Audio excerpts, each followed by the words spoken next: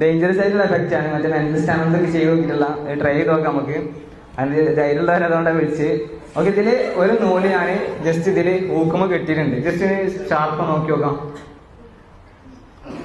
വളരെ ഷാർപ്പല്ല. ഓക്കെ, ഇതില് ഒരു നൂല് ഞാൻ ഇതിൽ ഹൂക്കുമ്പോ കെട്ടിയിട്ടുണ്ട്.